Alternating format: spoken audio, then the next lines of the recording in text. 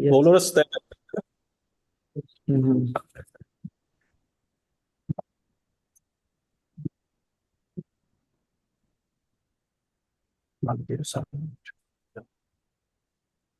Так, хорошо, давайте посмотрим 4 главу.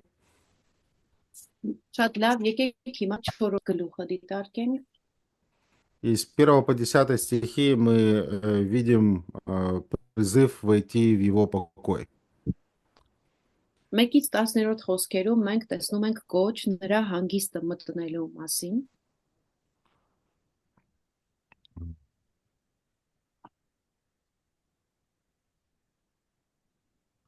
И есть определенная опасность, мы видим в том, что можно опоздать.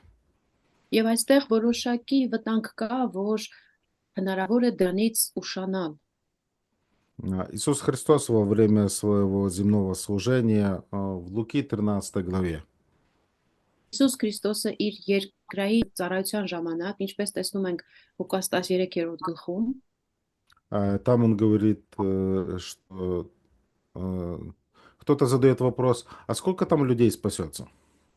ինչ որ մեկը հարց է տալիս, իսկ քանի մարդ է փրկվելու։ И вместо того, чтобы давать статистические данные, Христос делает своих слушателей участниками будущих событий. Եվ վիճակագրական ինչ որ պատասխան տալու փոխարեն Հիսուսը իր աշակերտներին գալիք իրադարձությունների մասնակից է դարձնում։ Он говорит, вам нужно приложить силы, чтобы пройти через тесные врата.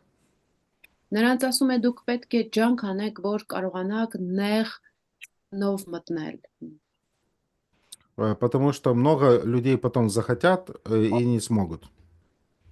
Որովհետև հետո շատ մարդիկ կուզենան դա անել, բայց չեն կարողանա։ И, следовательно, пока это не случилось, лучше это сделать, потому что хозяин дома встанет и закроет двери. Հետևաբար, քանի դեռ ժամանակ կա, քանի դեռ այդ պահը չի եկել, ավելի լավ է դրանով զբաղվեք, որովհետև տանտերը կարող է վեր կենալ ու դուռը փակել։ И потом Христос говорит, тогда вы будете стоять вне, стучать и говорить. Եվ ասում է, այլապես դուք կմնաք դռնից դուրս մյուս կողմում կթակեք ու կասեք։ Не знаю, как на месте слушателей я бы отреагировал на такое заявление Христа. Գիտե թե այդ լսողներից մեկը ես լինեի Հիսուսի այդպիսի հայտարարություններին ինչ արձագանք կտայի։ Одно дело сказать, ну, много людей не получат спасения. Մի բան է ասելը, որ մեծ թվով մարդիկ փրկություն չեն ստանա։ Другое дело, когда тебе в глаза говорят, ты будешь стоять и стучать.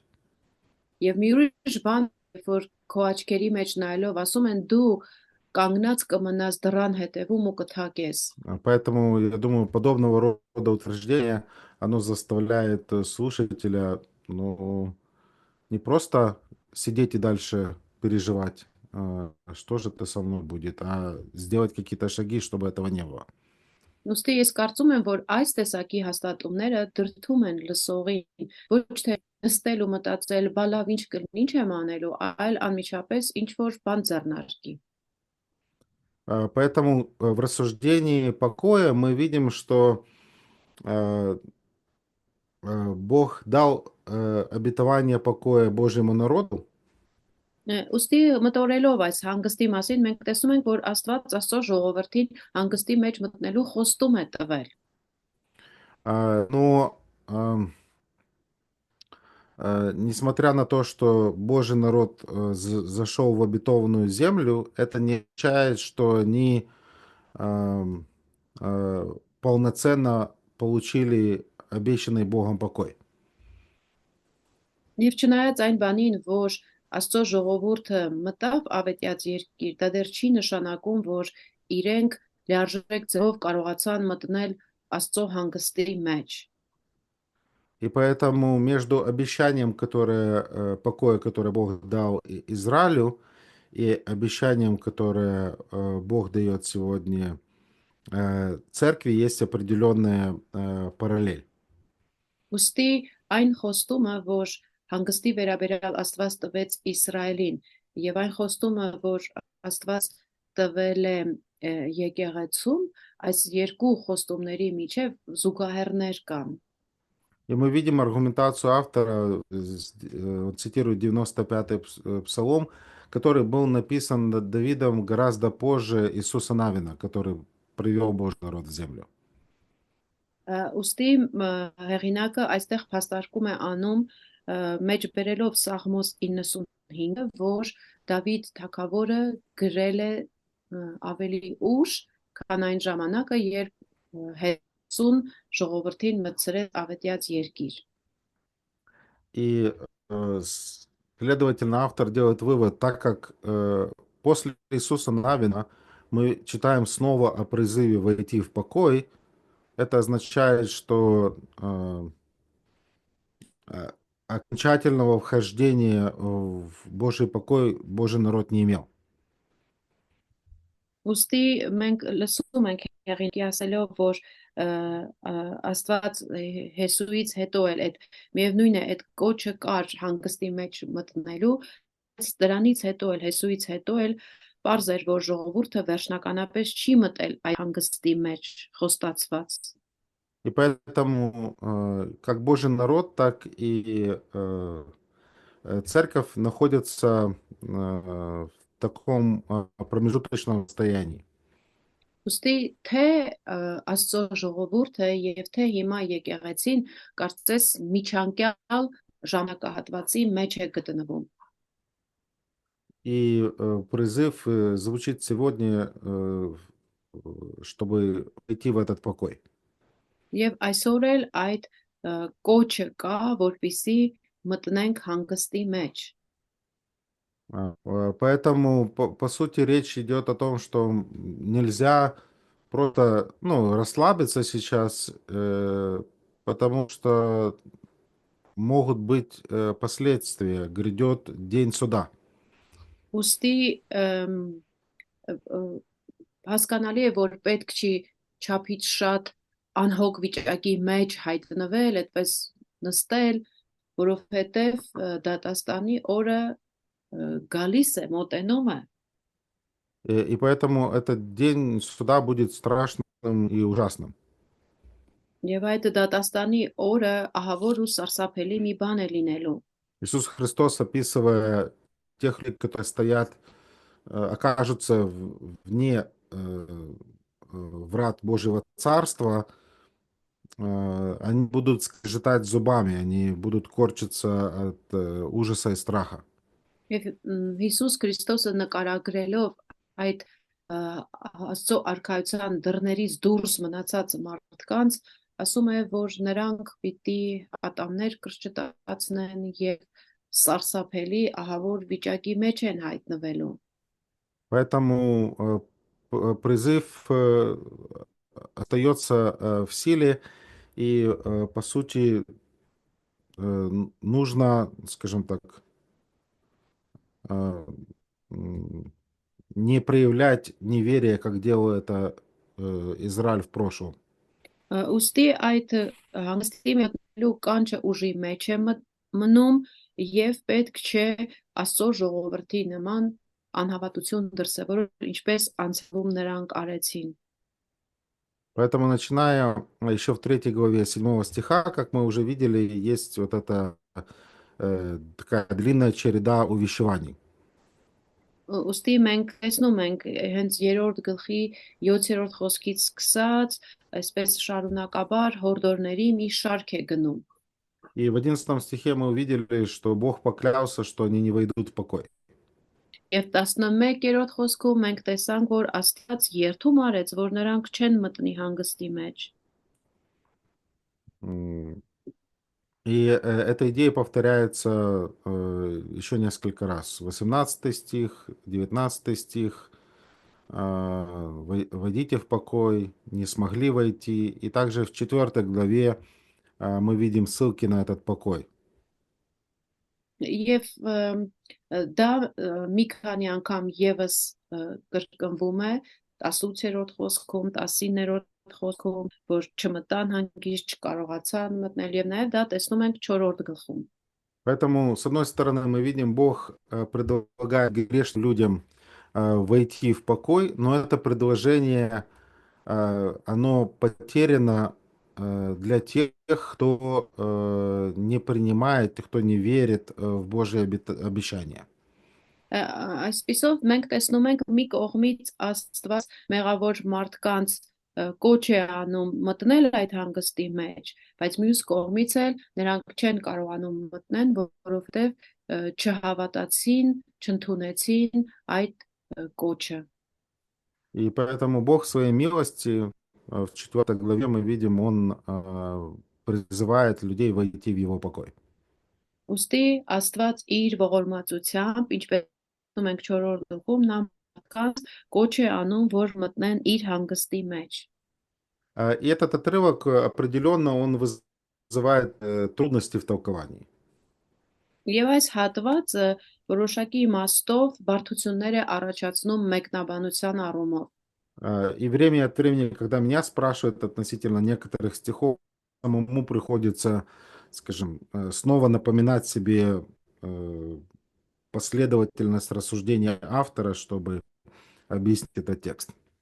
Եվ ժամանակ առ ժամանակ, երբ այսպես տարբեր հատվածների մասին ինձ հարցեր են տալիս, ինձ մնում է մի բան էլ, որ ես ինքս ինձ հիշեցնեմ, որ հավատարիմ մնամ հեղինակի մտքի հետևողականությանը։ Но суть этого отрывка такова, что со спасением не стоит шутить. Եվ այս հատվածի բուն իմաստը այն է, որ պետք չէ կատակներ անել փրկության առումով։ И у нас есть один шанс в жизни. Եվ մեզ կյանքում մեկ անգամ է տրվում այդ հնարավորությունը։ Мы не можем играть с Богом, и не всегда у нас есть возможность вернуться и сказать, ну, я передумал. Եվ պետք չի, որ մենք Աստծո հետ ինչ որ խաղեր խաղանք, եւ միշտ չէ, որ այդ հնարավորությունը կլինի, որ վերադառնանք հետ, ասենք, լավ, փոշմանել եմ արդեն։ Прочитайте первые 5 стихов. Ընթերցենք առաջին 5 խոսքերը։ Ուրեմն զգույշ լինենք, որ չլինի թե նրա հանգիստը մտնելու մեզ տրված խոստումից ձեզնից որևէ մեկը զրկվի, որովհետև մեզ նույնպես ավետարանը քարոզվեց, ինչպես եւ նրանց, բայց քարոզված խոսքը նրանց օգուտ չտվեց, քանի որ լսողների մեջ հավատող չընդունվեց։ Իսկ մենք, որ հավատացինք, մտնում ենք հանգստի մեջ, ինչպես ասած, ինչպես երթվեցին բարկության մեջ, թե իմ հանգստի մեջ չպիտի մտնեն։ Թեև իր գործերը աշխարհի հիմնադրումից ավարտված էին, որովհետև միտեղ 7-րդ օրվա համար այսպես է ասում, եւ Աստված 7-րդ օրը հանգստացավ իր բոլոր գործերից։ Եվ այստեղ դարձյալ ասում է, թե չպիտի մտնեն իմ հանգստի մեջ։ Спасибо. Поэтому в этих стихах мы видим две основные причины, по которым мы должны уделить внимание вхождению в Божий покой. Այս հատվածում մենք երկու հիմնական պատճառ ենք տեսնում, թե ինչու պետք է մենք փորձենք ջանանք մտնել Տիրոջ հանգստի մեջ։ В стихе 1 мы видим обещание покоя, оно остается сегодня. Առաջին խոսքում մենք տեսնում ենք, որ հանգստի մեջ մտնելու այդ խոստումը մնում է այսօր էլ կա։ Поэтому, когда здесь говорится в 1 стихе, еще остается обетование, и чтобы кто оказался опоздавшим, это, возможно, намек, что некоторые из вас в вашей общине не являются христианами. Ուստի երբ որ առաջին խոսքում մենք տեսնում ենք այս հատվածը, որ ասում է քանի դեռ նրա հանգստի մեջ մտնելու խոստումը մնում է, այնպես չլինի, որ ձեզնից ոմանք ուշանան, դուրս մնան։ Այստեղ կարծես ակնարկն է արվում, որ այդ ձեր հավաքույթի մեջ կլինեն մարդիկ, ովքեր անհավատ կլինեն։ Поэтому это очень опасное положение думать, что ты уже там, хотя на самом деле нет. Եվ դա շատ վտանգավոր ենթադրություն է, որ մարդը մտածի ինքը արդեն այդտեղ է, բայց իրականում չլինի այդտեղ։ Поэтому Христос в 13 главе в Евангелии от Луки, он выражает, скажем, эту идею следующим принципом. Ուստի Հիսուսը Ղուկասի 13-րդ գլխում այս սկզբունքը հետևյալ ձև է շարադրում։ Подводя итог, он говорит, вот есть первое, которое будет последнее, есть последнее, которое будет первое. Նա ամփոփում է ասելով. ահա առաջիններ որ վերջիններ կլինեն եւ վերջիններ կան որ առաջին կլինեն։ И поэтому первое это те, которые в своей религиозности думают, что им уже не нужно волноваться, они уже имеют мир и место в Царство Божие. Առաջինները նրանք է կարող են լինել, ովքեր իրենց կրոնավորության մեջ կարող մտածել, որ արդեն իրենք արքայության մեջ իրենց տեղը ունեն, իրենց այլևս մտածելու, անհանգստանալու կարիք չկա։ Но кажется, что они будут стоять вне Царства. Բայց ի վերջո կպարզվի, որ իրենք կհայտնվեն արքայությունից դուրս վիճակում։ Ну, есть те, которые считают себя последними, они осознают свое недостоинство, но благодаря праведности Христа окажутся в Божьем присутствии. Եվ այդ վերջիների մեջ էլ վերջիներ ասվածի մեջ մարդիկ են, ովքեր գիտակցում են, որ իրենց անարժանության մեջ միևնույն է կարող են Աստծո արդարությունով հայտնվել արքայության մեջ։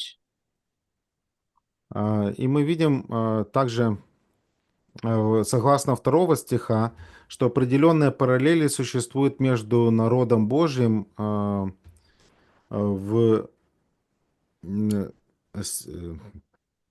народом Божьим и верующими в эпоху церкви. Եվ մենք երկրորդ խոսքում տեսնում ենք, որ որոշակի զուգահեռներ կան Աստծո ժողովրդի եւ հետագայում եկեղեցու դարաշրջանի հավատացյալների միջև։ Поэтому есть моменты, в которых мы можем найти некоторое сходство получения хорошей новости, благой вести. Ուստի մենք տեսնում ենք, որ որոշակի նմանություններ կան այդ բարի լուրի ավետարանի ստանալու վերաբերյալ։ Бог дал обетование им, и Бог дал обетование нам. Աստված խոստումներ տվել է նրանց եւ խոստումներ տվել է մեզ։ И поэтому, что мы видим на примере Божьего народа, они получили обетование, но они не поверили. Ինչ ենք մենք տեսնում, Աստծո ժողովուրդը փաստորեն խոստումները ստացել էր, բայց իրենք չհավատացին դրան։ Поэтому Бог обещал им благословение, землю, где течет молоко и мед, процветание, защиту от врагов. Եվ Աստված նրանց խոստացել էր, որ կտա կաթու մեղր բխող երկիր, նրանց կտա բարգավաճում, նրանց կտա պաշտպանություն իրենց թշնամիներից։ Но они поставили все это под вопрос и проявили неверие Божьему Слову. Բայց իրենք այդ ամենին կասկածեցին եւ չհավատացին Աստծո խոսքին։ И поэтому итог, к которому пришел Божий народ, следующий. Ոստի այն վերջնական վիճակը, որին եկավ Աստծո ժողովուրդը, հետևյալն էր։ Если вы не верите, не принимаете Божьи обетования, вам ничего не остается, кроме Божьего гнева. Եթե չեք հավատում եւ չեք լսում, չեք ընդունում Աստծո խոստումները, ձեզ ուրիշ ոչինչ չի մնում, բացի Աստծո բարկությունը։ Если отец поступил так со своим возлюбленным сыном, Եթե հայր այդպես վերաբերվեց իր սիրելի որդու հետ, то как вы думаете, он поступит с непокорными грешниками? ապա ինչ եք կարծում, ինչպես կվերաբերվի անհնազանդ մեղավորներին։ Стих 3 мы видим, что с другой стороны, если вы приняли Божье обетование, у вас есть доля во всем, что Бог собирается принести. Եվ երրորդ խոսքում էլ ասում է, եթե դուք ընդունել եք այդ խոստումները, տակավին որոշակի բաժին կա, որ դեռ Աստված բերելու է։ И мы видим в этом стихе глагол «входим», он стоит в настоящем времени. Երրորդ խոսքում մենք տեսնում ենք, որ այս ստորոգյալը, որ ասում եմ մտնելու ենք, ներկա ժամանակով է դրված։ Поэтому мы видим, что единственный способ войти в покой – это наличие веры. Եվ տեսնում ենք, որ այդ հանգիստը մտնելու միակ միջոցը ձևը դա հավատի արկայությունն է։ Поэтому данный процесс, он, скажем так, продолжается. Ուստի կարող ենք այդպես ասել, որ տվյալ գործընթացը շարունակվում է։ И сейчас, получается, мы вошли в то царство спасения, в котором мы обретем этот покой. Հիմա մենք կարող ենք ասել, որ մենք մտել ենք փրկության թագավորության մեջ, որտեղ մենք այդ հանգիստը կարող ենք ունենալ։ И вот тут мы находим вот эту идею, которую богословы называют «да, но еще нет». Եվ այստեղ մենք գալիս ենք այն գաղափարին, որը աստվածաբանները անվանում են այո, բայց ոչ դեռևս։ Айо, вот Тревес, да, вот так. Айо, but what? Բայց ոչ դեռևս։ But what? Դեռևս ոչ Тревес, да. Да, но еще нет. 1 Иоанна, 3 глава. Мы уже дети Божьи, но еще не открылось, что будем. Առաջին Հովհաննեսի 3-ում ասվում է մենք Աստծո զավակներ ենք ու դեռևս չգիտենք էլ ինչ ենք լինելու։ Таким образом, Бог дает обетование покоя всем, кто верой примет его обетование. Այսպիսով Աստված հանգստի խոստում տալիս է բոլոր նրանց, ովքեր հավատով ընդունեն դա։ И вторая причина, почему нам следует войти в этот покой, это сама картина покоя. Եվ երկրորդ պատճառը, թե ինչու է մեզ պետք մտնել այդ հանգստի մեջ, հենց այդ հանգստի պատկերն է։ И мы видим, что в 4-5 стихе есть цитаты из Ветхого Завета в доказательство, что этот покой начался. Եվ մեր այս 4-րդ, 5-րդ գլխում մենք տեսնում ենք 5 կտակարային մեջբերումներ, որոնք կարդալով հասկանում ենք, որ այդ հանգիստը արդեն սկսվել է։ Поэтому Бог, по сути, начал на 7-й день, когда он почил. Եվ ըստ էության Աստված այդ բանը սկսել էր եւ երրորդ օրն էլ ինքը հանգիստ առավ։ Поэтому 7-й день – это образ того покоя, который Бог каждый принесет на эту землю. Ուստի այդ 7-րդ օր ասվածը դա պատկերն է այն հանգստի, որ Աստված մի օր կվերի այս երկրի վրա։ Но как мы уже увидели в 95-м псалме, который автор цитирует, Եվ ինչպես արդեն տեսակ 95-րդ Սաղմոսում, որ նա մեջ բերում է, Неверующий не имеет доли в этом покое. Անհավատը բաժին չունի այդ հանգստի մեջ։ И, следовательно, автор говорит, вы должны идти в Божье Царство верой. Ոստի հեղինակն էլ ասում է, որ դուք Աստծո արքայությունը պետք է մտնեք վատով։ 6 Ասում եմ, եթե կարող Можно вопрос? Да-да-да.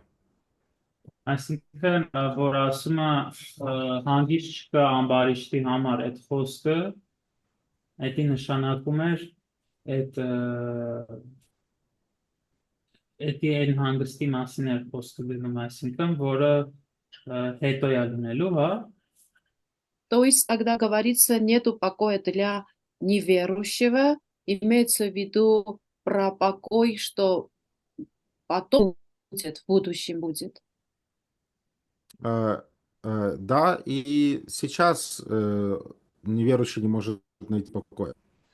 Այո, եւ հիմա էլ անհավատը կամ ամբարիշտը չի կարող հանգիստ գտնել։ Но верующий уже сегодня частично, скажем, находится в процессе этого хождения.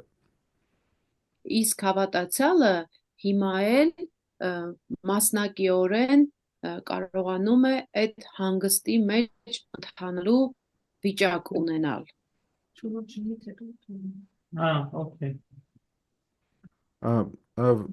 В 6 стихе мы видим характер покоя для Божьего народа в день Моисея, в дни Моисея. Վեցերորդ խոսքում մենք տեսնում ենք հանգստի բնույթը Աստծո ժողովրդի համար Մովսեսի օրում։ Мы видим, что в одни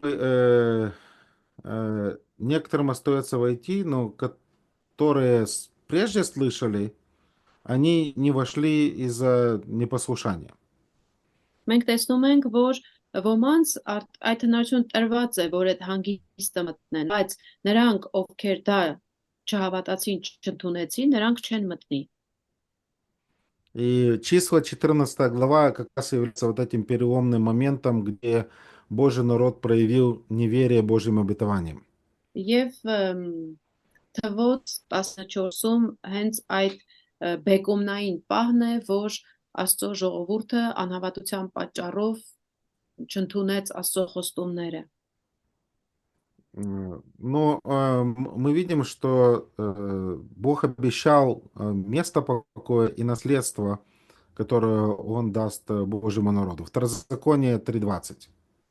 Եվ երկրորդ օրինաց 3:20-ում տեսնում ենք, որ Աստված տալիս է այդ հանգիստը մտնելու տեղը եւ ամեն այդ խոստումները։ Прочитайте кто-то. Կընթերցեք Որը երկրորդ օրինաց 3:20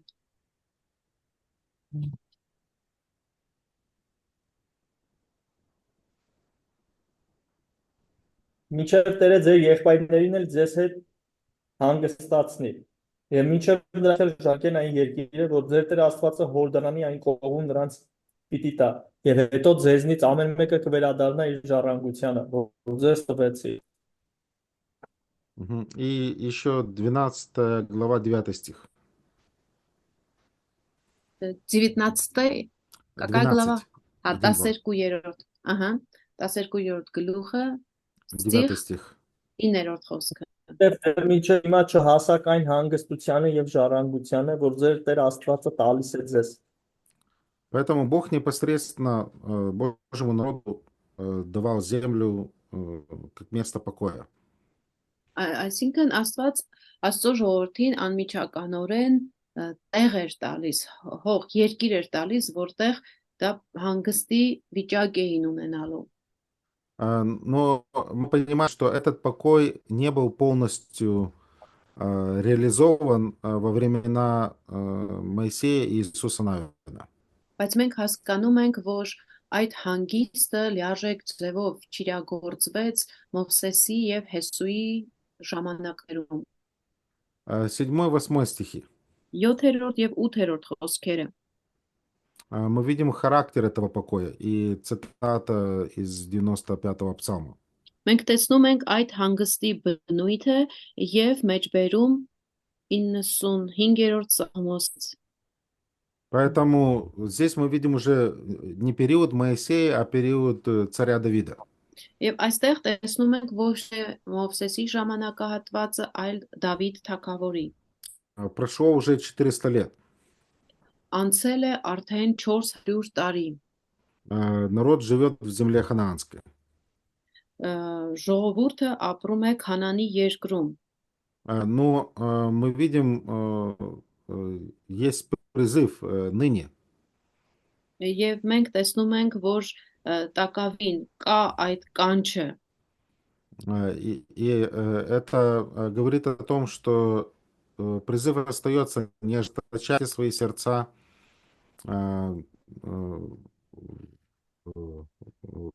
когда Бог призывает. Ուստի այդ կոչը մնում է, որ Աստված դարձյալ դա ասում է, բայց ասում է ձեր սրտերը մի կարծրացրեք։ 2 Коринфянам 6:2. Երկրորդ Կորինթացիների 6:2։ Мы видим, Павел говорит подобную идею. Вот теперь время благоприятное, вот теперь день спасения. Մենք տեսնում ենք, որ Պողոսը նմանատիպ մի բան է ասում է հիմա է Տիրոջ օրը, հիմա է փրկության ընդունելի ժամանակը։ Поэтому снова же, дал ли Иисус Навин покой или дал ли Бог своему народу покой, когда Божий народ пришел в землю? Ուստի երբ որ Աստծո ժողովուրդը եկավ խոստման երկիր, արդյոք Հեսուն կամ Աստված ժողովրդին տվեց հանգիստ։ Ну, если мы посмотрим на некоторые стихи в книге Иисуса Навина, Եթե որոշ հատվածների, որոշ խոսքերի նայենք Հեսուի գրքից, посмотрите, прочитайте. Иисуса Навина 21:44. Հիսուս բացենք Հեսուի գրքի 21 44. 21:44-ը Հեսուի գրքի Տերը նրանց հանգիստ տվեց բոլոր կողմերից, ինչպես որ երդվել էր նրանց հայրերին, եւ նրանց բոլոր թշնամիներից ոչ մեկը չկարողացավ նրանց դեմ կանգնել։ Տերը նրանց բոլոր թշնամիներին մատրեց նրանց ձեռքը։ Поэтому дал или не дал? տվեց հանգիստ, թե ոչ։ Տվեց։ Ըստ այս համարի։ Товец, да, дал. Согласно этому стиху, да. Товец. 22:4. 22-24, 22-24-ը։ Եվ հիմա ձեր Տեր Աստվածը հանգստացրեց ձեր եղբայրներին, ինչպես որ ասել էր նրանց։ Ուստի հիմա ետ դարձեք, գնացեք ձեր վրանները, դեպի ձեր կալվածքի երկիրը, որ Տիրոջ ծառա Մովսեսը տվել է ձեր Հորդանի այն կողմում։ Товец? Տվեց։ Товец. Хорошо. 23. 23-ի 1-ը։ Շատ օրեր հետո, երբ Տերը հանգստացրել էր Իսրայելին նրա շրջակայքում եղած բոլոր թշնամիներից, եւ Հեսուն ծերացել օրն անց էր կացել։ Տվեց։ Товец, да. Но аргумент автора какой? Псалом 95. Բայց հեղինակի փաստարկը ո՞րն է ըստ 95-րդ Սաղմոսի։ Бог продолжает приглашать. Աստված շարունակում է կանչել, հրավիրել։ Поэтому это доказывает, что Иисус Навин не дал им полноты Божьего покоя.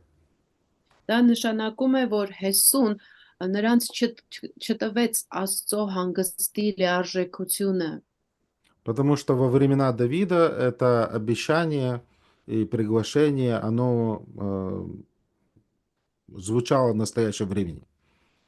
Որովհետև Դավիթ թագավորի ժամանակ այդ կանչը, այդ հրավերը ներկա ժամանակով է հնչում։ И это приводит нас к 9-10 стиху, и тут тоже вопросы возникают.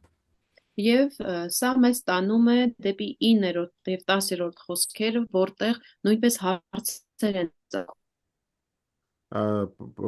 Но в этих стихах мы видим характер покоя для народа Божьего в наши дни. Եվ այս խոսքերում մենք տեսնում ենք Աստծո հանգստի բնույթը մեր օրերի հավատացյալների համար։ Поэтому 9-10 стихи, они связаны с выводами и утверждениями, которые делаются выше, 7-8 стих. 9-րդ եւ 10-րդ խոսքերը թեմվում են ավելի վեր ասված եւ նրանցով են ապացուցվում ավելի վեր ասված խոսքերին։ Евреи так и не обрели обещанный Богом покой. Հրեաները այդպես էլ ձեռք չբերեցին Աստծուց խոստացված հանգիստը։ Но посему, как мы видим в 9 стихе, Եվ ինչպես տեսնում ենք 9-րդ խոսքում, այսպես է սկսվում ուրեմն для евреев, для Божьего народа все еще остается обещание. Աստծո ժողովրդի հրեաների համար դեռևս այդ խոստումը մնում է, կա։ Поэтому Бог все еще от Израиля чего ждет? Ուստի Աստված տակավին Իսրայելից ինչ է սպասում։ Հնազանդություն։ Смирение, Так, и еще? էլ ինչ է սպասում։ Վերը։ Вера, да. Վերո։ Так, интернет опять начинает чуть-чуть Բարախլից։ барахлеть. Поэтому Бог планирует, и однажды, мы знаем, приведет Божий народ к этому покою. Ուստի Աստված ծրագրում է եւ գիտենք, որ նա մի օր ժողովրդին կբերի այդ հանգստի մեջ։ Когда Мессия придет и установит свое царство, они насладятся покоем.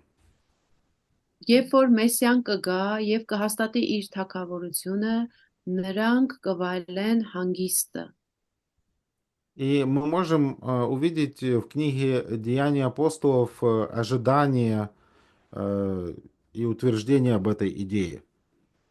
Եվ գործ կարակելուցում կարող ենք տեսնել այդ գաղափարի սպասումը։ Կասն կարող կետես։ Որին մանաս։ Деяния 1:6. Գործ 1:6 Прочитайте. կարդանք։ Եվ երբ նրանք միասին հավաքվել էին, հարցրին նրան ասելով. Տեր, դու այս անգամ պիտի վերականգնես Իսրայելի թագավորությունը։ Мы видим, ученики спрашивают, может, вот это время пришло? Մենք տեսնում ենք աշակերտները հարցնում են, ասում են, գուցե հիմա է ժամանակը հասել։ Деяния 3 глава, 19 по 21 стихи. Ուստի ապաշխարեցեք եւ դարձի 3:19-ից եկեք, 21։ որ ձեր մեղքերը ջնջվեն եւ սփոփանքի ժամանակները գան Տիրոջ ներկայությունից։ Եվ նա պիտի վարկի Հիսուս Քրիստոսին, որի սկզբանե ձեզ քարոզվել էր, ում երկինքը պետք է ընդունի մինչեւ ամեն բաների հատուցման ժամանակը, որոնց Աստված խոսեց իր սուրբ մարգարեի բերանով աշխարհի սկզբից ի վեր։ Поэтому что мы говорим? Согласно 9 стиха, Ուստի ինչ ենք ասում, համաձայն 9-րդ խոսքի для народа Божия остается субботство. Что это значит, народ Божий? вы сказали остается Субботство. Или как у вас переведено? Да, да. Աստծո ժողովրդի համար մնում է այս բառը հանգստի օր կամ շաբաթի այդ հարցը։ Народ Божий... Еще один день. Вот так у нас. Еще один день. Не, мой вопрос в данном Покоя, день случае... Мгм. Вопрос народный, это кто? Հիմա այստեղ հարց, Աստծո ժողովուրդը ով է։ Ըստ համատեքստի Իսրայելը։ Да, это Израиль. Да, по контексту Израиль. И сам автор обращается к верующим, которые этнически принадлежат кому?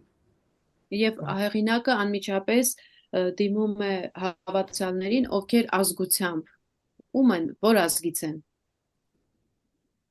Իսրայելը։ Да, Израиль. Поэтому вот это субботство остается для них. Ուստի այդ хангստի օրը, այդ շաբաթ աստվածը նրանց համար է մնում։ Теперь возникает вопрос, что это за субботство? Как понять этот стих? Հիմա հարց է ծագում, ինչպես հասկանանք այդ մեկ այլ հանգստի օրը, այդ շաբաթ աստվածը։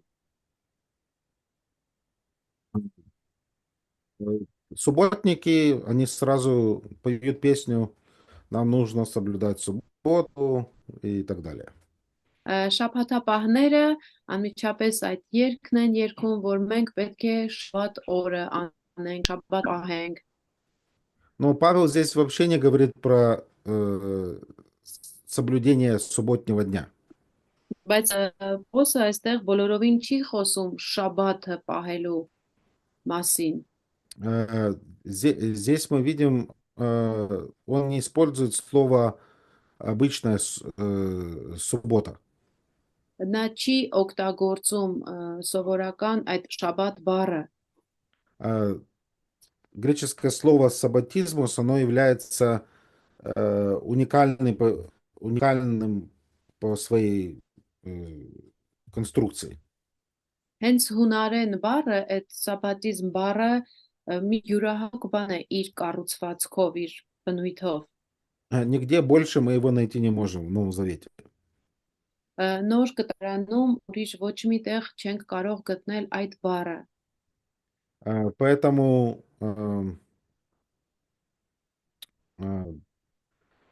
кажется, Дух Святой заставил писателя использовать новый уникальный термин, чтобы передать эту идею, эту весть.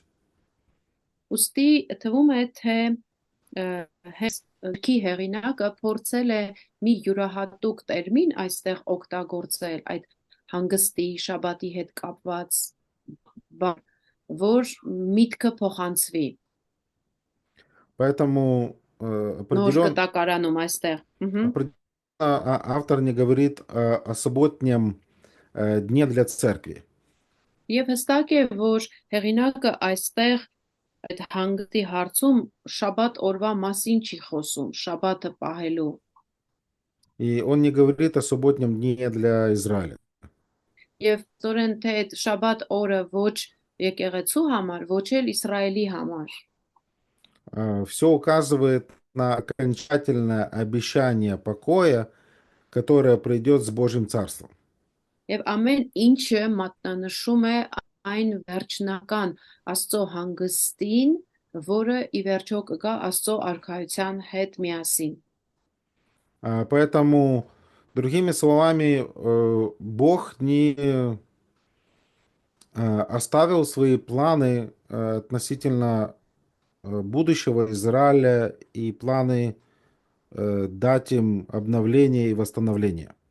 Այլ խոսքերով ասած Աստված իր ծրագրերը մի կողմ չի թողել Իսրայել ժողովրդի համար, որպեսզի նրանց նորոգություն բերի եւ նրանց իր խոստումները պահի։ Поэтому Божье Царство Мессии принесет полный покой.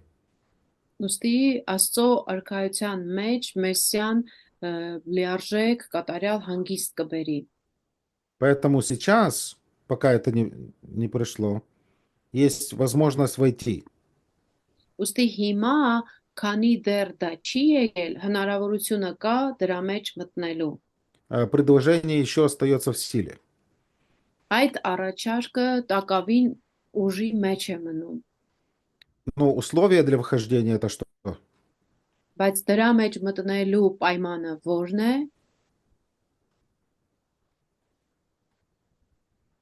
Ինչ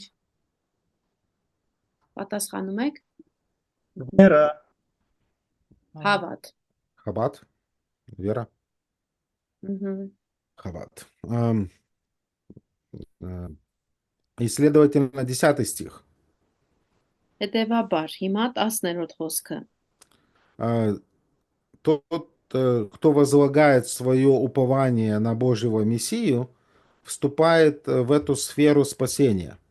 Այսինքն նա ով իր հավատը դնում է այդ մեսիային, այսօր էլ կարողանում է մտնել այդ հանգստի ոլորտը, Которая гарантирует ему место в грядущем царстве. եւ որն էլ նրա համար տեղ է երաշխավորում գալիք թակավորության մեջ։ И эта истина, она является истиной для евреев, Եվ սա ճշմարտություն է հանդիսանում թե հրեաների համար, но она также является истиной и для язычников, которые доверяют свою жизнь Христу. եւ թե հեթանոսների համար, ովքեր իրենց կյանքը վստահում են Քրիստոսին։ Поэтому мы видим такое универсальное обетование, что при условии, если вы входите в Божий покой, вы впоследствии отдохнете от своих дел, как и Бог от своих. Ոստի մենք կարծես տեսնում ենք այդ համընդհանուր խոստումը վիճակը, որ եթե դուք հավատով մտնեք այդ հանգստի մեջ, ի վերջո, ինչպես Աստված իր գործերից հանգստացավ, դուք էլ ձեր հանգիստը կունենաք։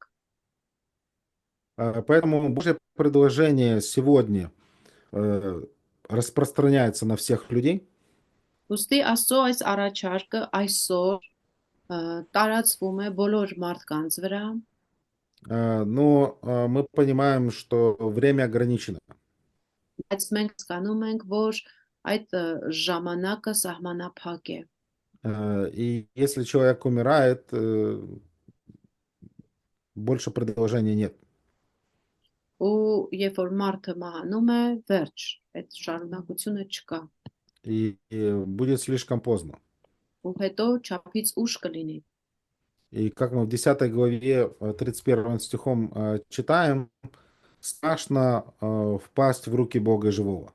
Եվ ինչպես 10-րդ գլխի 31-ում կարդում ենք, սարսափելի բան է կենդանի Աստծո ձեռքն ընկնելը։ Поэтому этот день, он принесет определенно ужас и страх тем, кто сегодня отвергает милостивое предложение спасения.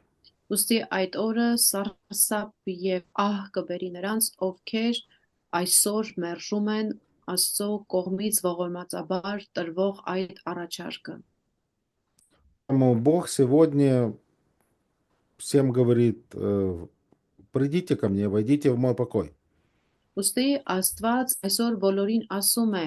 եկեք ինձ մոտ, մտեք իմ հանգստի մեջ։ Не наступайте на те же самые грабли, не совершайте тех же ошибок, которые делал Израиль в прошлом.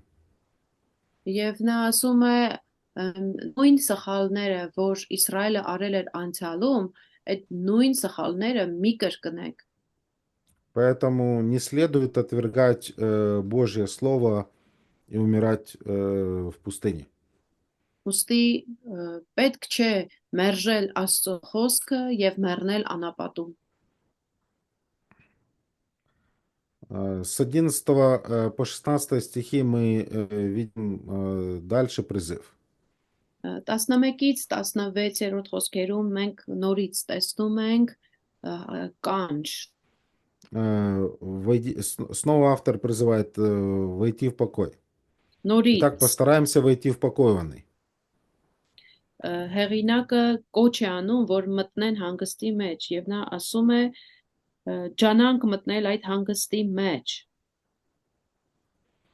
Поэтому мы уже увидели, что пророки, они говорили о покое. Մենք արդեն տեսել ենք, որ մարգարեներն էլ խոսում էին հանգստի մասին, И мы видим, что Бог до сих пор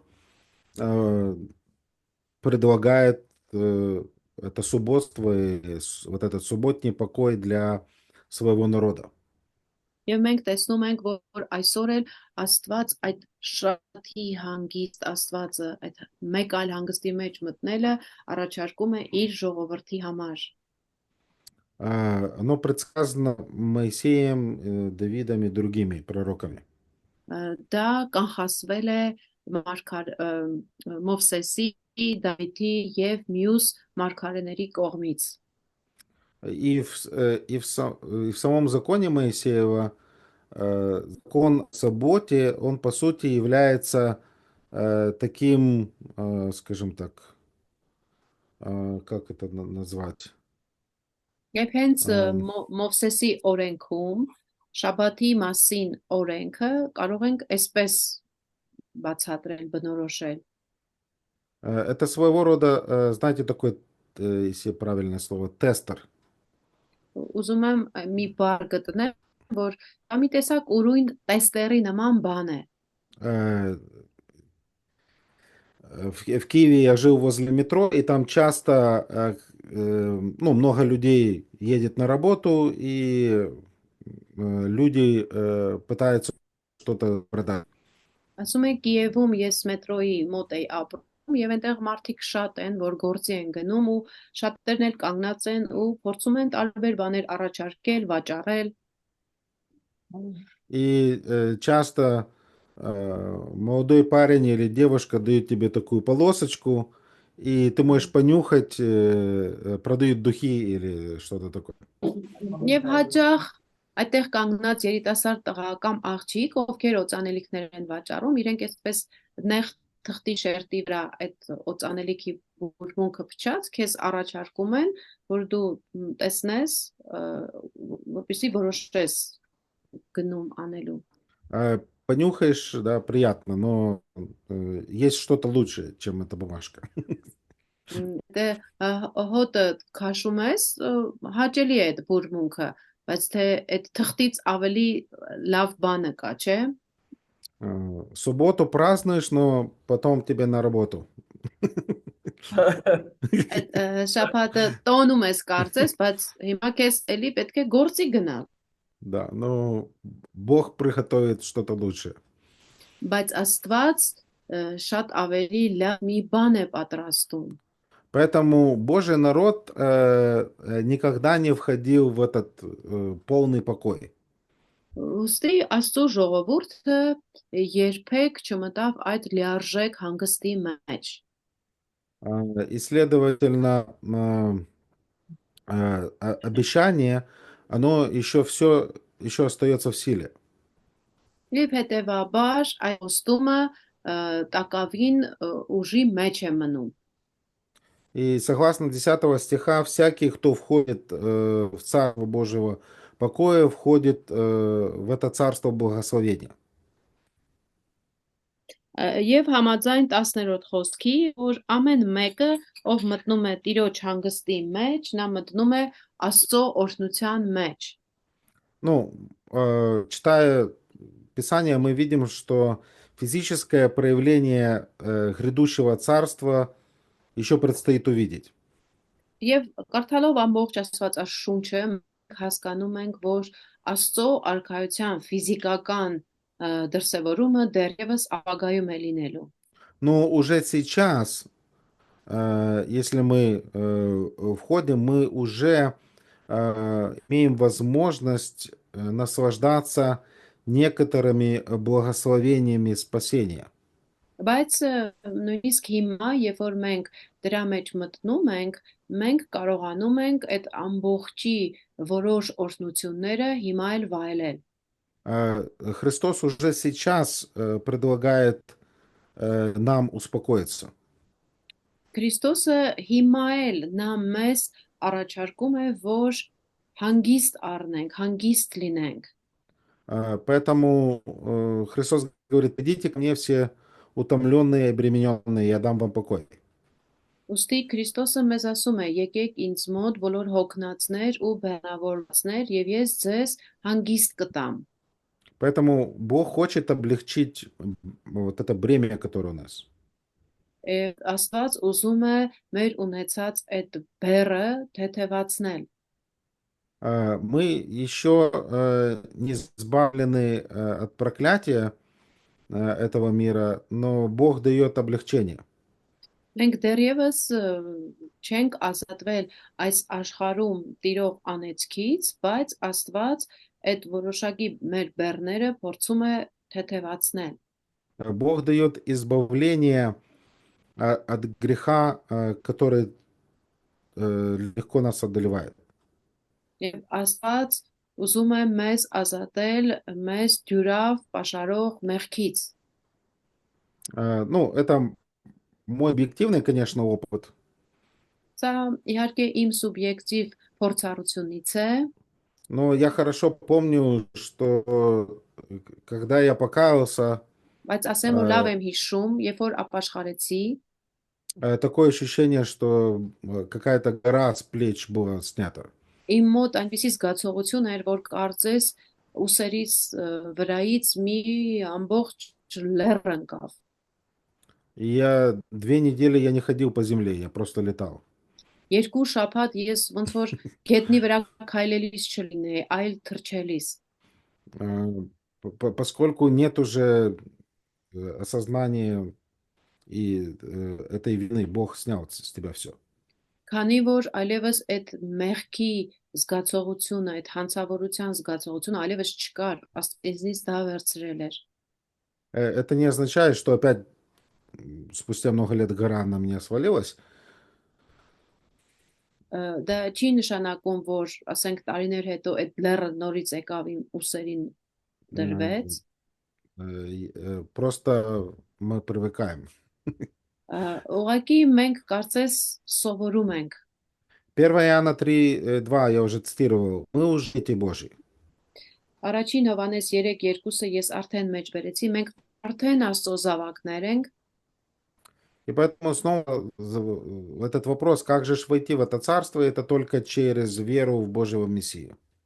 Եվ հիմա նորից այդ հարցը կա, դե ինչպես մտնենք այդ թագավորության մեջ եւ норից պատասխանը հավատալով Աստծո Մեսիային։ И это снова нас возвращает к этому увещеванию с 1 по 6 стих 3 главы. Рассмотрите Иисуса. Եվ սա մեզ նորից բերում է 3-րդ գլխի 1-ից 6 հորդորներին, որ նայեք Հիսուսին, ձեր հայացքը հառեք Հիսուսին։ Поэтому нам нужно твердо придерживаться нашего исповедания. Ուստի մեզ պետք է որ մենք ամուր բռնենք մեր դավանությունը։ И нам нужно хранить наше сердце от неверия. Եվ մեզ պետք է մեր սիրտը պահել անհավատությունից։ С 11 по 13 стихи мы видим, нам необходимо войти в совершенный Божий покой из-за величия Божьего тщательного суда. Եվ մենք 11-ից 13-րդ խոսքերում տեսնում ենք, որ մեզ պետք է մտնել Աստծո հանգիստը, որպեսզի այդ մեծ դատաստանի արհավիրքից փրկվենք։ Поэтому в контексте 12 стих, он не такой радужный, веселый и положительный, скажем так. Ուստի համատեքստի մեջ 12-րդ խոսքը կարելի է ասել, որ այդքան էլ sense ուրախաբեր, զվարճացնող ինչ որ խոսք չի։ Вероятнее всего, братья проповедники знают его наизусть. Թերևս մեր քարոզիչ եղբայրները այս խոսքը անգիր гիտեն։ И часто мы его просто цитируем, чтобы показать, что Слово Божие, оно ну, сильное, оно действует, Ահա, это инструмент и так далее. Եվ հաթարախ մենք այս խոսքը օգտագործում ենք, որպեսզի ցույց տանք, որ Աստծո խոսքը ուժեղ է, ազդեցիկ է, այն գործում է, այդ մտքով ենք օգտագործում։ Но в контексте 12 стих это строгое напоминание того, что Бог тебя найдет везде, куда бы ты ни прятался. Բայց այստեղ այս խոսքը շատ խիստ հիշեցում է այն մասին, որ ուր էլ գնաց, որտեղ էլ թաքնվես, միևնույն Աստված կգտնի քեզ։ Поэтому ни один грех не ускользнет от Божьего внимания. Ստի ոչ մի մեղք Աստծո հայացքից նրա ուշադրությունից չի վրիպի։ Даже как бы ты ни прятал свое неверие, Слово Божие, оно способно, скажем, через эти джунгли пройти и найти проблему. Ուստի ինչ ձևով էլ դու փորձես քո հավատությունը թաքցնել, եթե դա ասենց ջունգլիների նման մի վիճակ է լինի, Աստծո խոսքը ի վիճակի է այդ ամբողջ ճանապարհներով անցնել ու գնալ հասնել քո խնդրի արմատին։ Поэтому нужно войти, потому что суд придет, и Слово Божие является инструментом этого осуждения. Ուստի պետք է մտնել դրա մեջ եւ Աստծո խոսքն էլ հանդիսանում է այդ հանդիմանելու, այդ ուղղորդելու գործիքը։ Поэтому Бог, Он живой, и Слово Его живо. Ուստի Աստված ինքը կենթանի է եւ նրա խոսքն էլ է կենթանի։ И поэтому, когда речь здесь идет о Слове Божьем, в конечном итоге, также мы видим, автор говорит непосредственно про самого Бога в 13 стихе. Ему Եվ дадим այստեղ отчет. երբ որ տեսնում ենք, այստեղ խոսքը Աստծո խոսքի մասին էր եւ հաջորդ խոսքում ինքը հեղինակն ասում է, որ մենք նրան հաշիվ ենք տալու, Поэтому мы նրան видим ենք հաշվետում։ описание этого слова. Оно живо, Եվ տեսնում ենք այդ խոսքի նկարագրությունը, այն կենթանի է, мы знаем, что Бог использует слово для того, чтобы достичь нас и достучаться до нашего сердца. եւ գիտենք Աստված խոսքը օգտագործում է, որպիսի հասնի մեր սրտին, թակի մեր սրտին, սրտի դուռը։ Яков говорит в 1 главе 21 стихом, что Слово Божие способно спасти наши души. Եվ Հակոբոսն էլ առաջին գլխի 21-ում ասում է, որ Աստծո խոսքը կարող է մեր հոգիները փրկել։ 1 Петра 1:23 написано о том, что мы рождены от Слова. Առաջին Պետրոս 1:23 ասում է, որ մենք ծնվեցինք խոսքից։ Второе, что мы видим, это слово действенно. Երկրորդ բանը, որ այստեղ տեսնում ենք, Աստծո խոսքը ազդեցիկ է։ Поэтому оно обладает силой, оно обладает греческое слово энергейс, это слово энергия у нас есть в языке. Հունարեն բառն էլ էներգես բառն է, եւ այս ազդեցիկ կամ ուրիշ թարգմանությունը գործունա, չէ։ Ինքը իր մեջ ուժ ունի, էներգիա ունի։ Поэтому Павел не стыдится Евангелия, потому что Евангелие обладает силой. Եվ Պողոսը չի ամաչում ավետարանի համար, որովհետև ավետարանը զորություն ունի, իր մեջ ուժ ունի։ Третья характеристика – это обоюдоострый меч. Եվ երրորդ նոթագրիչը խոսքի դա երկսայրի սուրը։ В греческом языке есть два слова, обозначающие меч. Հունարենում սուր կամ թուր բառի համար երկու բառ կա։ Но есть большой меч, ромфай, но это не тот термин, который здесь используется. կա այն մեծ տուրը ռոնֆայ հունարենով, բայց այդ բառը չի այստեղ օգտագործված։ И другое слово махайра – это то, что автор использует в этом тексте. Երկրորդ բառը թրի համար մախայրա բառն է, որն էլ այստեղ հեղինակ օգտագործել է։ Это маленький меч, кинжал, Դա այդ փոքր սուր է, այդ դաշույն, или жертвенный нож, который использовался в принесении жертвы животных. կամ էլ այն նույն դանակի մասին է խոսքը, որը օգտագործվում էր զոհաբերությունների ժամանակ։ Поэтому дальнейшее описание того, что делает этот меч, что он разделяет до разделения души и духа, составов и мозгов, Եվ показывает эту картину. Եվ հաջորդ բնութագրությունը արդեն ցույց է տալիս, թե այս տեսակի սուրը ինչ է անում, այն թափանցում է մինչև շնչի եւ հոգու, հոդերի եւ ողնածուծի բաժանումը։ Поэтому что означает обоюдоострый? Եվ ինչ է նշանակում երկսայրի։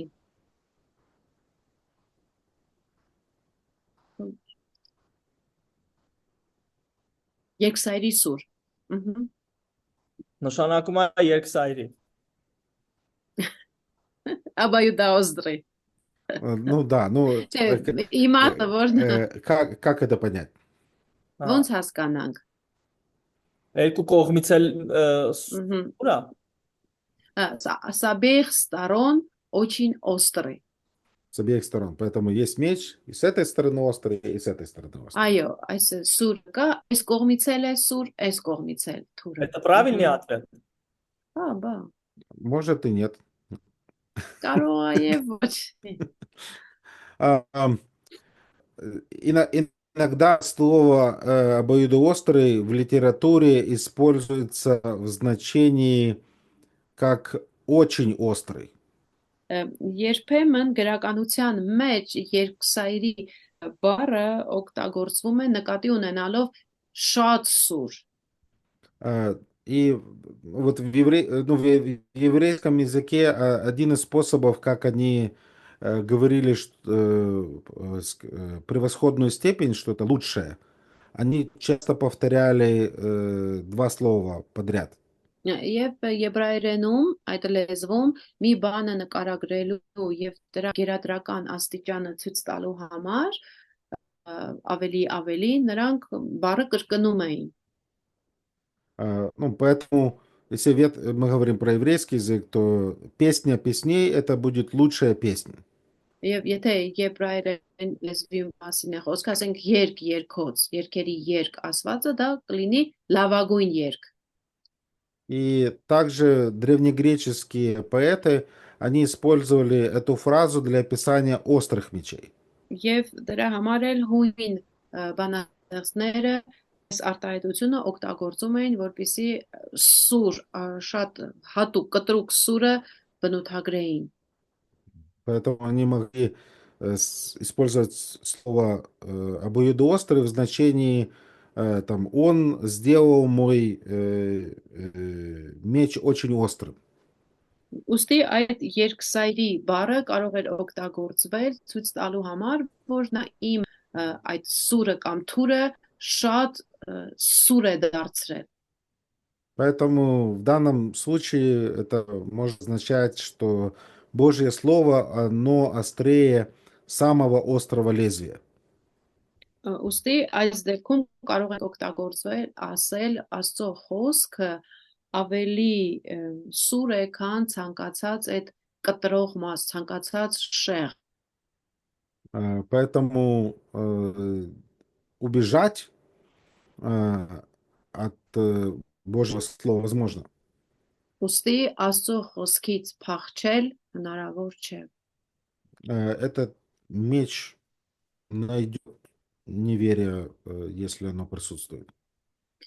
Այդ թուրը եթե արկա է կա այդտեղ ինքը անպայման կգտնի անհավատությունը, եթե Поэтому в 11 стихе мы видим утверждение: нужно поверить, чтобы мы не сделали ту же самую ошибку, что Израиль, были непослушны. Եվ 11-րդ խոսքն էլ է դա ասում, որ մեզ պետք է հավատալ, որպեսզի հանկարծ Իսրայելի անհավատության օրինքին չհետևենք։ Поэтому, если мы будем непослушны, будем убегать от Бога, Бог пошлет свой меч. Ու եթե մենք Աստծուն չհնազանդվենք, փորձենք փախչել նրա խոսքից, նա մեր հետևից կուղարկի իր թուրը, И он нас догонит. ու նա մեզնից առաջ կանցնի, չենք կարող փախչել։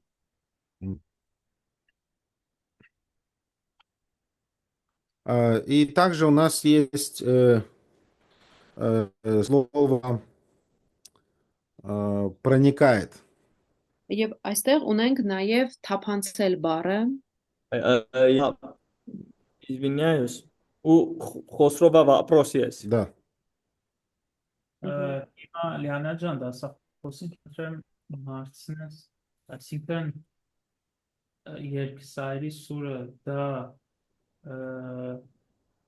Աստծո խոսքի մեջ է, թե Աստծո խոսքը մերժելու հետևանքի ոնց որ արդյունքում է երկսայրի սուրը գալիս ասում Օգնող։ ինչ է անում վերջում ինչ ասեցիր Խոսրով։ երկսայրի սուրը, այսինքն Աստծո խոսքի մեջ է, որպես ուժ Աստծո խոսքի մեջ, թե դա կգա անհավատի վրա, երբ որ ինքը չհավատա Աստծո խոսքին, Տերը նոր երկսայրի սրով նրան կհարվածի։ Պատկերացրիր։ Հասկացա ինչ ես ասում։ То есть получается, что вот обоюдоострый меч, вот эта обоюдоострость находится в Слове Божьем,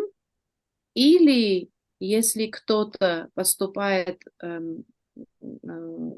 неверой, вот находится в неверии и не принимает Божье Слово, вот тогда это Слово станет обоюдоострым и догонит этого человека из-за неверия, из-за неприятия. Да, я думаю, так получается. Մտածում եմ, որ այդպես է ստացվում։ Ինչպես։ Քո ասածով։ Այսինքն То есть и то, и другое, или… Ну, характеристика Слова Божия, оно всегда острое. Աստծո խոսքի բնութագրիչը այն է, որ որպես սուր այն միշտ սուր է։ Поэтому, по сути, мы уже говорили, что это не обязательно меч, скажем, римский, это может быть римский меч короткий. Ուստի մենք ասացինք, ասենք պարտադիր չի, որ տեսակի սուրը։ Կարող է դա այդ հռոմեական են կարճ ասված սուրն է, դաշույն է։ Но это может быть вот этот жертвенный нож. Կարող է այդտեղ օգտագործված բառը լինի այդ զոհաբերության համար օգտագործվող սուրը։ И поэтому, если будет проявлено неверие, Ուստի եթե անհավատություն դրսևորվի, мы далеко не убежим. У нас нож уже здесь. մենք հերուն չենք փախչի, այդ դանակը ասում է մեր վրա էլ այստեղ կդրվի մեզ վրա, կհասնի մեզ դանակը, այդ սուրը։ Իսրայել հաղորդեցի խորը Իսրայելի մասին, չէ՞, ինչ որ անկավ։ Այսինքն ինչի պատճառով անհնազանդության, հիմա ասում եմ թե դուք էլ շարունեք անհավատություն դրսևորել, sense ասած չարձագանքեք, այսինքն նույն օրը նույն վիճակին դուք եք հասնելու։ Поэтому, ну, по сути, суть этих стихов: покайтесь, войдите в покой. Или Այս погибните. խոսքերի բնույթը հիմնական նա է, ապաշխարեք, մտեք հանգստի մեջ, այլապես կկորչեք։ Որ բաց ես հասկանում։ Ոնց որ վերնակը խիա խոսքը բնութագրում որպես երկսայրի սուր, այլ չասում անա դատաստանը շատ սուր է լինելու ձեր համար օրինակ։ Լավ, դասախոսը պատասխան։ Բայց Լիանա ջան, գնանք գանք անցել Уже время перерыва, мы уже Да. 10 минут. Ага. Хорошо. Вот, Потом у Хосрова еще вопрос. да, у него еще Хорошо. вопрос. Может потом кушать. Хочет вопрос. Тогда Хорошо. 10 минут, да.